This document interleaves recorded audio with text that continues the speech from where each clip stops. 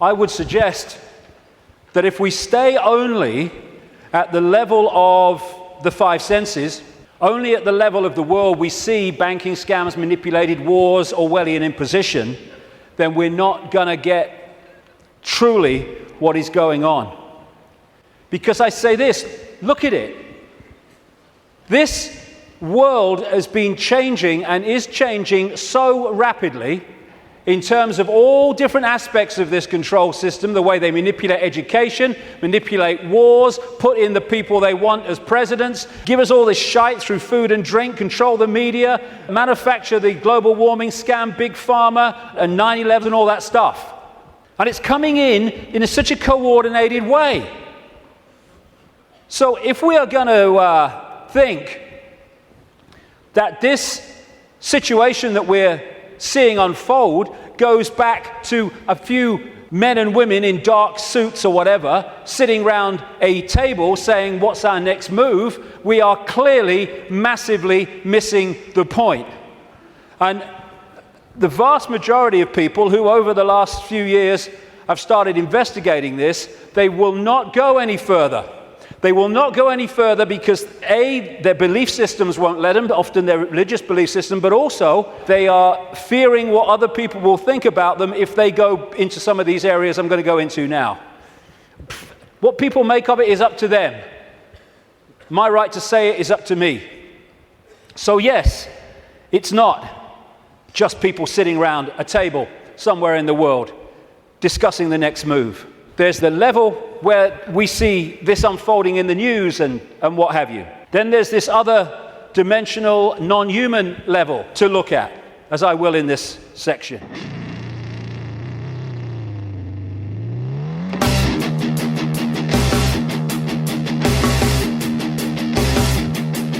Every single solitary war is milling the rich, manipulating the poor. Every single solitary war is milling the rich, manipulating the poor. From ancient kings of yore and pharaohs from before, Illuminati bloodlines rule the world.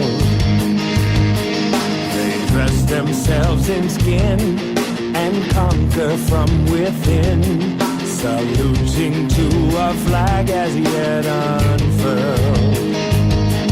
They have their go-betweens and justify their means by playing on our fears and pet desire. The fabled lords of rings, they are the lizard kings. By dragons' breath, the skies alight with fire.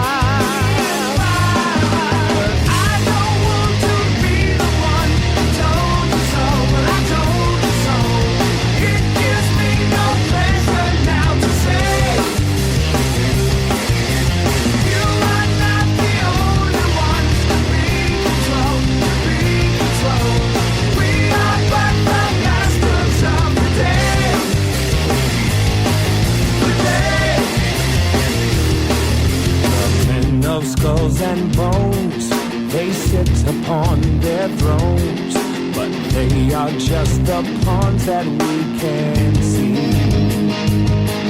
The secrets that are kept have grown up as we slept, and now they threaten all humanity.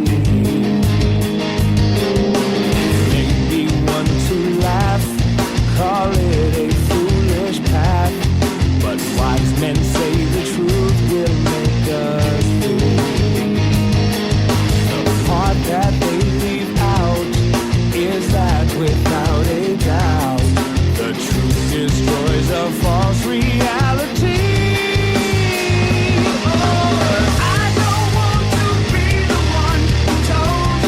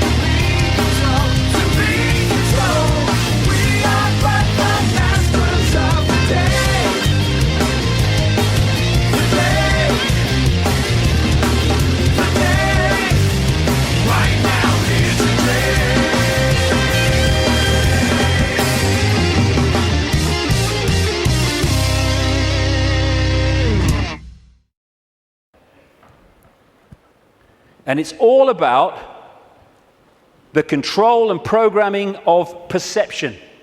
That's the only way the few, and it is a few compared with the global population, that the billions can be controlled. Manipulating how we interact with reality, keeping from us that we are consciousness, putting us in these bubbles of our sense of limitation and I can't, manipulating the way we decode reality, and therefore making us see the world as the control system wants us to see it. That's the basis of all of it going through the day, because that's the basis of all of it going through the whole conspiracy. So yes, of course, on one level, it does manifest as dark suits sitting around a table discussing the next move. But that's still the play-out world of this conspiracy. It's not its origin. It goes beyond them into the advisors in the shadows, the Mandelsons in this country. Peter Mandelson, if he's not manipulating, he gets withdrawal symptoms, that man. And into the Rahm Emanuels, ditto, in America, the controller, handler of Barack Obama. It goes into deeper levels, beyond them, deep in the hidden secret society network. And eventually, it goes out of this dimension. And that's where this whole thing is really coming from. Beyond the frequency range of visible light. And it involves non-human entities. Some of them people call the greys. The main ones, I would say, and have been saying for a long, long time, take a reptilian form. They operate outside. They can come into visible light, but in terms of the reptilian part of this, they can't stay here for that long. So people say, why don't they just come and take over? Because they can't, or they would. They can come for so long, but their vibrational difference, incompatibility, means they have to leave. They can't stay for long, although there are technological ways they can stay for longer. And they operate outside visible light, and they manipulate this reality through bloodlines, interbreeding bloodlines that I'll come to. And we call them the Illuminati families. These spiritual beings have been ruling this planet through very specific bloodlines, who long ago swore allegiance to these beings in exchange for wealth and power over the human race, in preparing the whole world for the ultimate spiritual deception these evil entities have planned.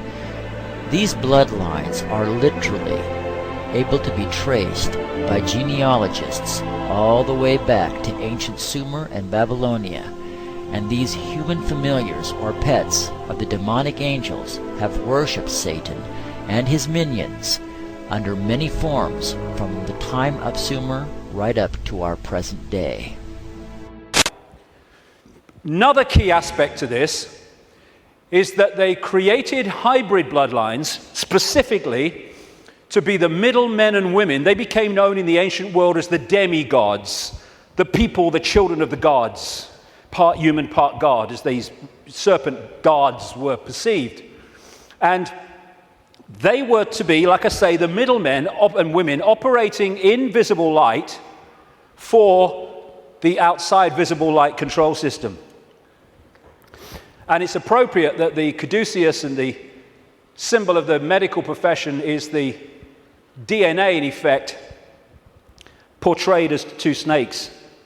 Because to these reptilian geneticists, who were far, far ahead of where we are in public arena in terms of genetics and understanding, the DNA is a software program. And so they manipulate it for their own means. And this is crucial to understand the world that we live in. One seriously important aspect to this DNA, this hybrid DNA I'm talking about, is that it has eliminated what we call empathy. The ability to decode the emotion of empathy. Empathy is the fail-safe mechanism of all behavior. If I can empathize with the consequences for others of my actions, that limits and balances my actions. If I have no empathy because I cannot empathize, then there are no limits. There is nothing that won't do. 3,000 dead on 9/11, who cares? Who cares? That's what we're dealing with. And this is vital to get across. If we look at this information on the basis of thinking I wouldn't do that, so they wouldn't do it, then we're going to miss the plot completely. Because that's not like that. No, you wouldn't do it. They would, and have no emotional comeback whatsoever. The reason for the interbreeding, the hybrid, is vibrational compatibility. These hybrids have a greater infusion of reptilian DNA than the general population, although we have a lot. And therefore, the resonance is sympathetic to the resonance of these entities operating just outside visible light. And through this resonant connection, like two radio stations talking to each other, the possessing entity outside of visible light can control the thoughts, actions, perceptions of the intermediary, the demigod. And of course, the theme of possession is as old as history, right up to the present day. We look at these people. All these pictures are by Neil Haig, by the way. Anything that looks like this. Great, great, great friend of mine, great artist. And this image symbolizes the fact that he looks at him with invisible light and he sees George Bush, nothing else. What people don't see, because it's outside the frequency range of their decoding system, is there are entities around these people who are actually controlling these people's thoughts, actions, etc. A number of psychics have said to me around the world how they've seen people walking along the street or wherever, and then they've seen like an ethereal reptilian entity locking into these bottom two chakra points, the emotional level, one of them is, and floating around with them. And this is a kind of a good analogy. You know when there's scientists in a laboratory and they're trying to work with something that they can't touch because it's too dangerous, what they're working with will be in a tank, and they'll put gloves on, which allows them to be outside the tank, but to manipulate inside the tank. Well, that is a very good symbol of what I'm talking about. These Illuminati bloodlines, these hybrid bloodlines, operate like those gloves, operating inside this reality. And Neil symbolizes these Illuminati families with invisible light as this bearded man. Whenever you see him as we go along, that is symbolic of the Illuminati families controlled beyond human sight by these reptilian entities. When the world started to recover from great geological catastrophes, which I'll come to in a second, there were areas of the world that stood out in terms of their abilities and potentials and advancement. These were some of them, and this area is particularly important to the bloodlines I'm talking about. The area that was once called Sumer, thousands of years BC, and became Babylon. This is why Babylon comes up in the writings of these people so often. And it's Mesopotamia, the land between two rivers. They didn't invade Iraq just for oil or just for anything. They didn't invade it for one thing, but multiple things. But one reason they're so obsessed with Iraq is because to these bloodlines in control of the world today, this is a very significant, almost religious piece of land of historical importance to them. As Sumer and Babylon broke up, these bloodlines started going walkabout. They became the royal families of the world. And what do royal families claim? The right to rule because of the divine right to rule. The Chinese emperors used to claim the right to be emperor because of their genetic connection to the serpent gods. And this is a theme all across the world between the serpent gods and royalty.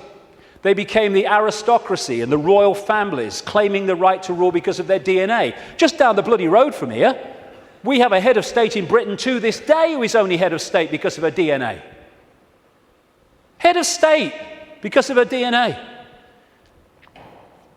I actually made a complaint, nothing happened to it, but I made a complaint to the Race Relations Commission or whatever they call it. They said, if you see racism, report it. So I reported the royal family. I thought, well, I mean, you would.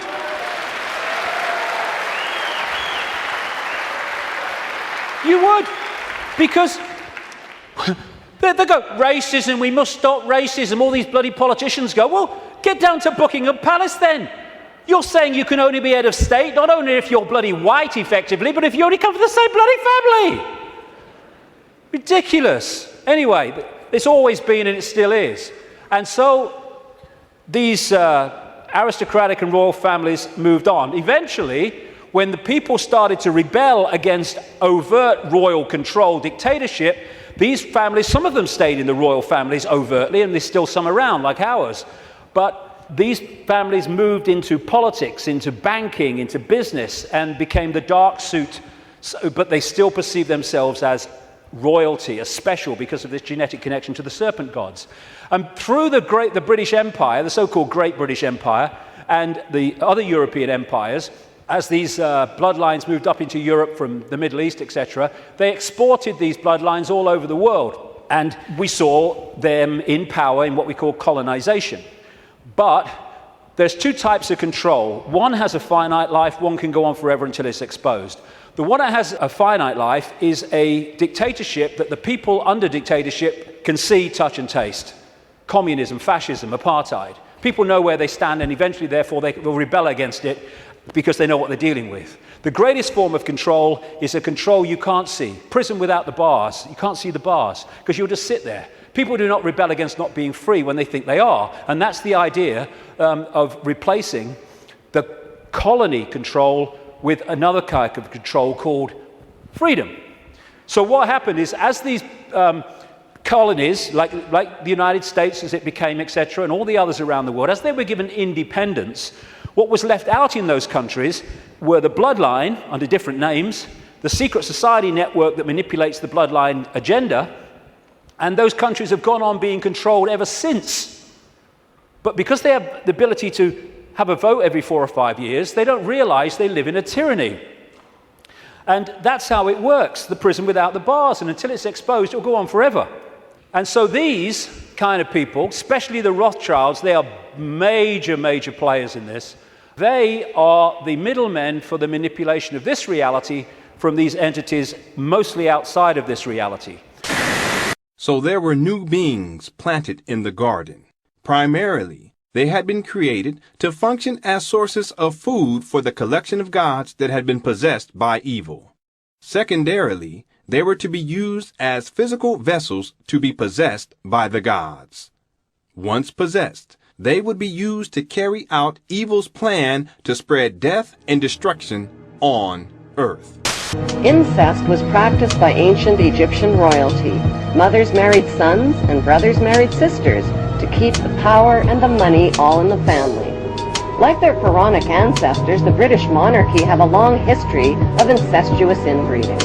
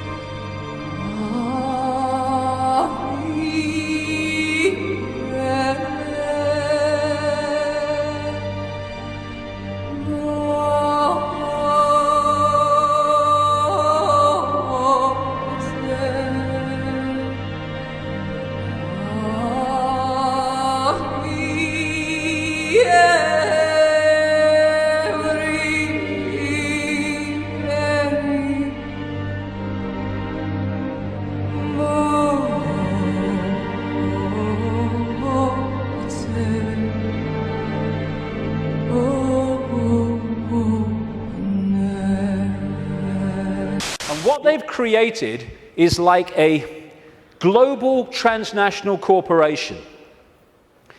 What you have with a corporation is you have a headquarters somewhere in the world, and then in each country you have subsidiary companies of that headquarters, that central point. And all the subsidiaries in the world carry out the policy of the central point.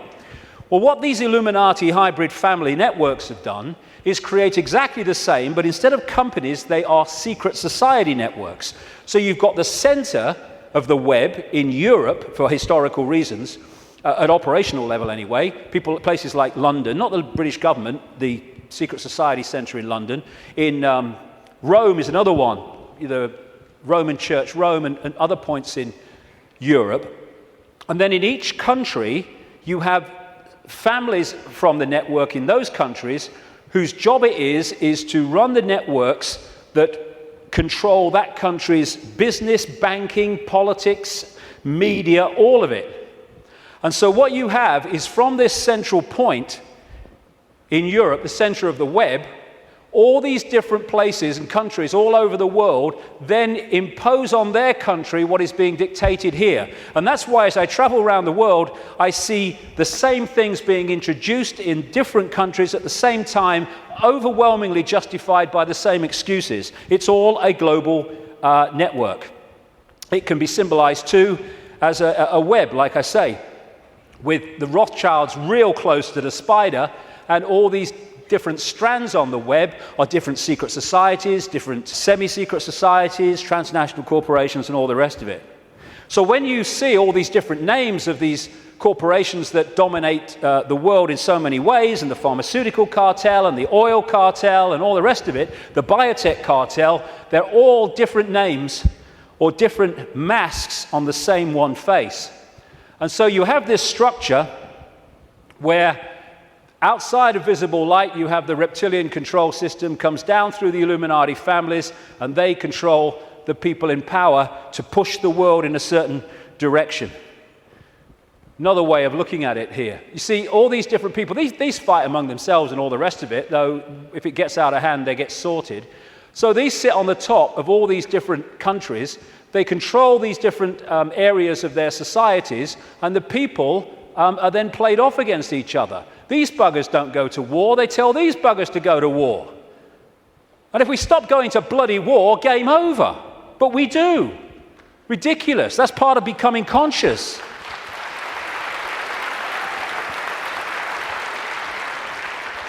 So these people are just pawns in a game in a way, genetic pawns in a game. They're just kind of shells to play out this agenda with invisible light. I mean, some batches are better than others, of course. So if you look at the principle of the Trojan horse, the symbol of the Trojan horse, coming into a society and not seeming to be what it is, though taking it over, and you put that on the face, well, you've pretty much got symbolically what we're talking about here. Of course, there is no question that Libya and the world would be better off with Gaddafi out of power. I, along with many other world leaders, have embraced that goal and will actively pursue it through non-military means. But broadening our military mission to include regime change would be a mistake. We have a responsibility to act. That's what's happened in Libya over the course of these last 6 weeks.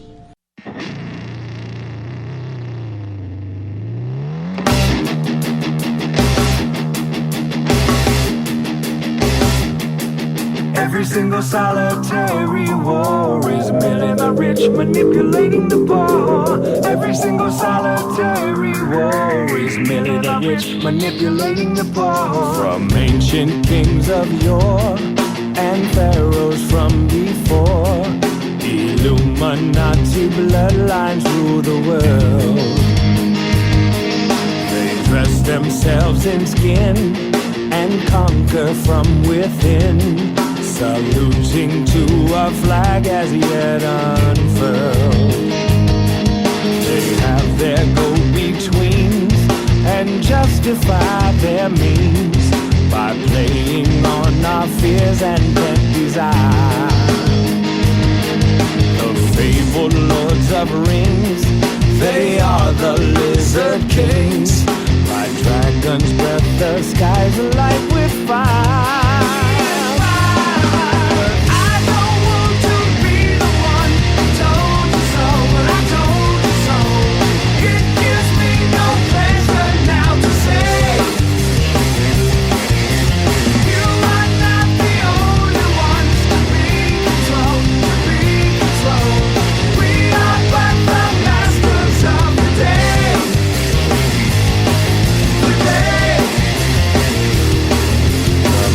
Of skulls and bones, they sit upon their thrones, but they are just the pawns that we can see.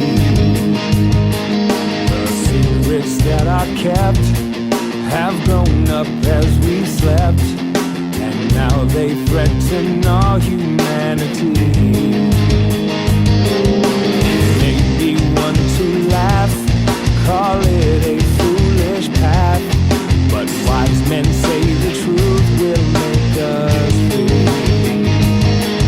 The part that they leave out is that without a doubt, the truth destroys a false reality.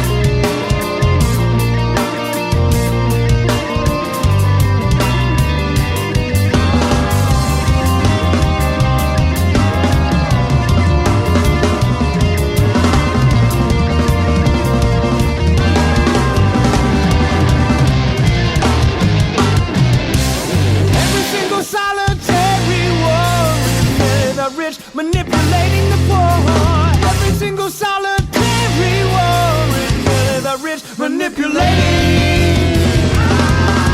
I don't want to be the one who told you so, but I told you so. It gives me no pleasure now to say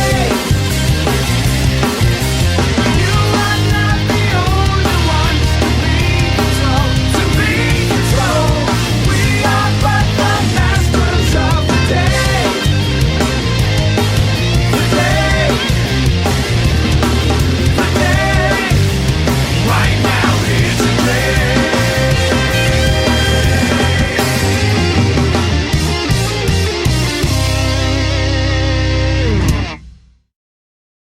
The Bush lineage has blood ties to a great number of former presidents.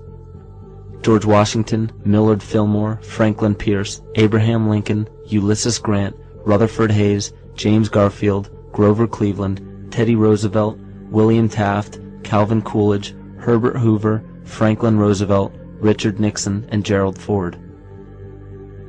Michael Tessarion points out in his work that Bush is closely related to every European monarch on and off the throne, and has kinship with every member of Britain's royal family. Bush's family tree can be documented as far back as the early 15th century. He has a direct descent from Henry III and from Henry VIII's sister Mary Tudor. He is also descended from Charles II of England. And we also find that George W. Bush is a direct descendant of Godfrey de Bouillon. Godfrey was the first king of Jerusalem after he recaptured it from the Saracens, which was the name for the Islamic faith during the Middle Ages. It is interesting to note that the current occupation of the United States in the Middle East was re-established by the same family, George Bush Sr. in 1991, and again by George Bush Jr. in 2003. George Bush Jr. is then found to be a cousin to both opposing candidates of his 2 terms in office, Al Gore and John Kerry. Democratic President Barack Obama also has blood ties with George W. Bush, as well as Gerald Ford, Lyndon Johnson, Harry Truman, James Madison, and the British Prime Minister Sir Winston Churchill. On the opposing side of the 2008 presidential ballot, John McCain is descended from Robert the Bruce, King William I of Scotland, and also Godfrey de Bouillon. Let me take you through this, branch by branch. The 101st Airborne Division, Air Assault. Vice President Dick Cheney, the man who's only a heartbeat away from the presidency, is actually a blood relation. He's President Bush's 9th cousin once removed. Cheney's cousin Barack Obama is also Bush's 11th cousin and the 9th cousin of Brad Pitt. But we're only just getting started. President Lincoln was President Bush's 7th cousin 5 times removed, and Bush shared more than just a ballot with John Kerry. That's right, they're 9th cousins twice removed. There's also royalty in the Bush bloodline. Princess Diana was Bush's 11th cousin twice removed. And then there's this bombshell. Happy birthday, Mr. President. Sure, she may have been singing to JFK, but what about GWB? He is, after all, her 9th cousin 3 times removed. He's also related to Playboy founder Hugh Hefner, even Pocahontas, and Vlad the Impaler. Trace the family tree far enough, and you get Madonna, Celine Dion, and Tom Hanks. I've had a lot of, laughter and ridicule, so what's bloody new about this? And people say, well, you can't go from a solid body to a solid body and back again. And I'm saying, do you know? I agree with you. Of course you can't. But that's not what's happening, because there is no solid body. It's all happening as a decoding system. There is no solidity. So what shape-shifting is you have a situation like this, and the front dominating from our perception of observation energy field is the human one. So we look at George Bush or somebody, and we see a human. But sometimes, especially at times of high emotion, this shift can happen where the reptilian field comes forward. And as it does so, becomes the dominant one, often briefly, the observer now starts decoding that. And then it shifts back, and you start decoding this.